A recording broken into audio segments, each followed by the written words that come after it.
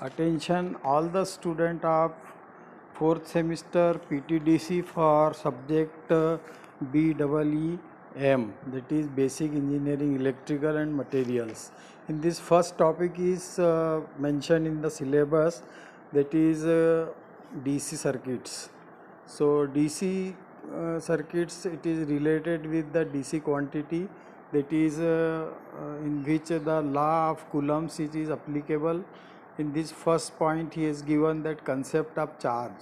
So charge is a individual identity in a electrostatic field which is having two polarity, Q plus and Q minus. So charge can be represented by this word Q. On these you write plus or minus. So if it is Q plus, so Q positive charge, and Q minus, it is negative charge. So in electrostatic field, charge always exists independently. So there is a law of Coulombs which relate between the charge and the force. So Coulomb's law states that it is defined as the force of attraction or repulsion between two likes or unlikes charges. They are having different polarities or similar polarity. The directly proportional to the magnitude of charge and inversely proportional to square of distance between them. So this particular equation is simple, that F is proportional to Q1, Q2, there are two charges, forces between them is F, and divided by d square, that is distance between these two charges. If we replace the sign of proportionality by K, then it is known as Coulomb constant. And Coulomb constant is determined if we put a force of 1 Newton and a charge of 1 coulomb each and distance of 1 centimeter, or unit distance, unit charge and unit force. So that is a coulomb is equal to the force between two unit charges placed at a distance of 1 centimeter or unit distance. The unit distance can be taken in terms of centimeter or millimeter also. So unit quantity of charge, unit coulomb of charge, two charges of unit coulomb placed at a distance of 1 centimeter, then force between them, it is called 1 coulomb, and that is called the Coulomb constant.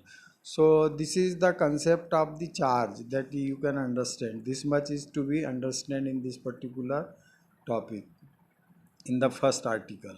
And second article, he has given current.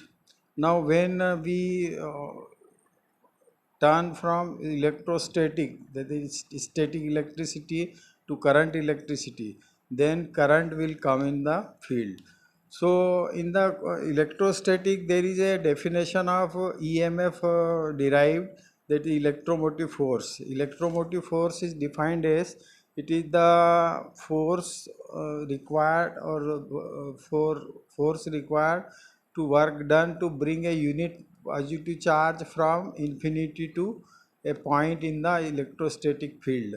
It means that suppose there is a point P in an electrostatic field, then whatever amount of work done to bring a unit positive charge up to that point, whatever work done, it is known as in terms of force, that is electromotive force.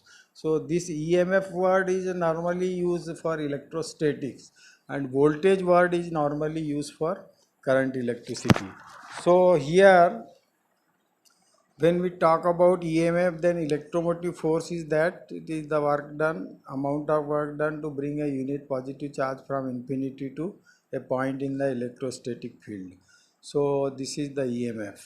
Then if we call current, then current is the, when circuit is made, then current is called the amount of electron flow in a conductor from one point to another point.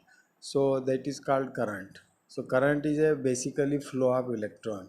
So flow of electron direction in the inside direction of the current is always opposite to the flow of current direction. When direction of current is opposite to the electron flow current, the flow of electron is opposite to the flow of current in the conductor. direction, that is direction. Then another point he is given, after current is resistance. Every conductor it is having some resistance. The resistance is defined as it is the inherent property of material or conductor which opposes flow of current. This is called resistance. It is denoted by R. So R is equal to rho L upon A. Rho is the resistivity of the conductor, L is the length of the conductor, and A is the area of cross section of the conductor. So here when we define resistivity, so this can be written as R is equal to rho L upon A. R is equal to rho L upon A. So where R is resistance and rho is the resistivity of the conductor, L is the length of the conductor, and A is the area of cross section of the conductor.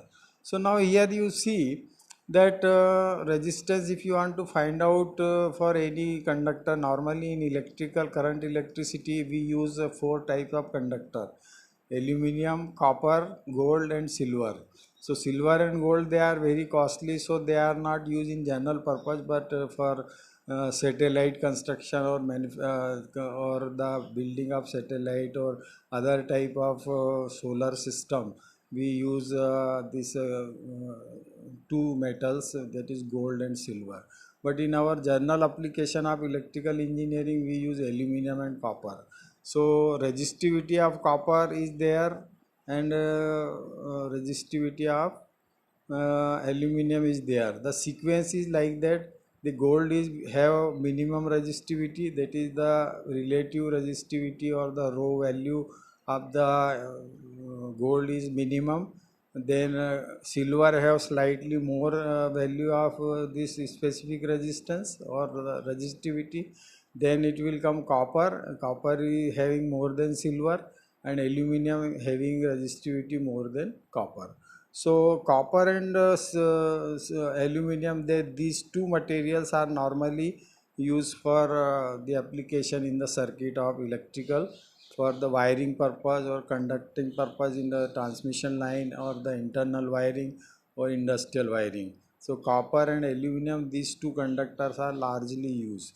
Now after the definition of conductor, that conductor it is allowed to pass the current through it, and the force which oppose the flow of current, it is called resistance, which is given by three data. One is rho, that is the specific resistance of the conductor material, and second is length of the conductor, how much length you are taking, and divided by area of cross section. So rho L upon A, it is a simple formula for the calculation of resistance of any conductor. If resistivity is given, length is given, area of cross section is given, then you can easily find out the resistance of that conductor. Now when we come to Ohm's law, that is the next point here, it is Ohm's law. Ohm's law states that current flowing through a conductor is directly proportional to potential difference between its ends. Suppose a conductor having length A to B, A is one end, B is second end. So current I is flowing in between this A to B.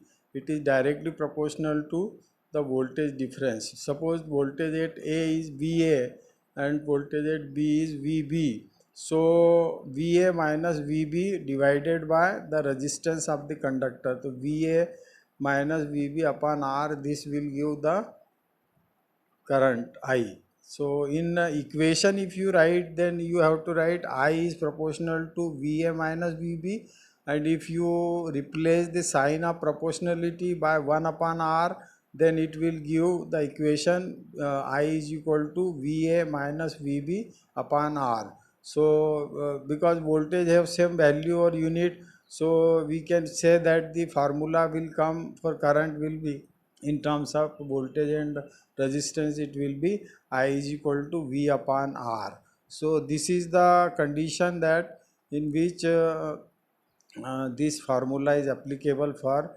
resistance. That resistance if you want to find out, then you can do V upon I is equal to R in the current electricity, or in a DC circuit or whether AC circuit. In both the same formula is applicable. R is equal to V upon I, or V is equal to I into R, or I is equal to V upon R. So these three relations can be find out by one formula. Three quantities can be find out by one particular formula. So this is the explanation of Ohm's law. You read it from the books. I am taking online classes according to the syllabus content, because time is very limited to complete the syllabus. So I will just guide you in terms of that whatever given in syllabus according to point wise discussion. So this is the formula for resistance, that is R is equal to V upon I. Now there is a article that find out the combination of resistance in series and parallel. So series and parallel formula that I will derive on the paper, and then I will post with this video, so you can see that formula how it's simple to derive it. So series में resistance, suppose R1, R2, R3 three resistance are connected in series, then their total resistance will be R is equal to R1 plus R2 plus R3. This is in series combination. When you go the same three resistors R1, R2, R3 in parallel combination, then resultant formula will be R is equal to 1 upon R1 plus 1 upon R2 plus 1 upon R3, and so on, whatever number of resistors you connect. So how these two formulas are derived, it is I am giving on the paper with this particular video. Along with this video I will show you that particular type of formula, how it is derived. Derivation is very simple, that total three resistance are there, R1, R2, R3. Okay, so they are in series. So total voltage applied across R1, R2, R3 is V. So current in the series it will be same. So V upon I can be written as the total resistance R, and voltage drop across three resistors can be written as V1 first voltage drop in resistance number 1 R1. We can write IR1 plus IR2 plus IR3 is equal to IR. So I is cancelled from both the side. So the remaining equation will be R is equal to R1 plus R2 plus R3. Similarly, if you connect the parallel combination of the resistance, so you put R1, then connected, this is R1, then R2, then R3, and the voltage applied across this is constant V. Now V upon R is equal to total current. So this total current is divided into three branches, I1, I2, I3. So you can write V upon I is equal to R, that is capital R. So V upon I can be written as in terms of current through three branches like this. So voltage V will be the same. So current I1 is equal to V upon R1, current in R2 is V upon R2, and current in R3 is V upon R3. So the total voltage will be V is equal to V upon R1 plus V upon R2 plus V upon R3. This is the total quantity of current which is passing through this parallel circuit. So we can put for total current I and total voltage V. So V upon I is equal to V upon R1 plus V upon R2 plus V upon R3, and so on. So V is common on both the sides, so cancel it. So your relation will come 1 upon R is equal to 1 upon R1 plus 1 upon R2 plus 1 upon R3. So this is the what I speak on verbally I have explained. You have to exercise it on the paper and take the different value of resistance for the purpose of calculation and calculate the resistance. Say for example, there are three resistance I am giving to you. One have 4 ohm resistance, one have 6 ohm resistance, one have 10 ohm resistance. So you find out what is the resultant resistance in series combination and what is the resultant resistance in parallel combination. Apply the formula that R is equal to, in series, R is equal to R1 plus R2 plus R3, and in case of parallel 1 upon R is equal to 1 upon R1 plus 1 upon R2 plus 1 upon R3. So whatever value of resistance I have given, you put in that and you can find out the value of these resistances. So today I have taken this only introductory part, in which the first 3 4 articles or 3 4 points I have discussed in this. Regularly I will take some periods on online and give the information, verbal lecture to you, and the exercise part of that you have to do on your in return. You solve this problem whatever I have explained, you write in form of notes, and prepare the notes for the examination purpose. So because we are taking all these classes from the house, our own home, so we are not having facility of chalk, duster and all that. That's why it is difficult to explain you the things. But whatever I am telling you, you just listen the lecture carefully so you can understand it. And if you have any problem, then you can ask me on my WhatsApp number. I am giving this total lecture of 16 minutes on the WhatsApp, so you understand it. And next time we will take the further portion of it. Thank you.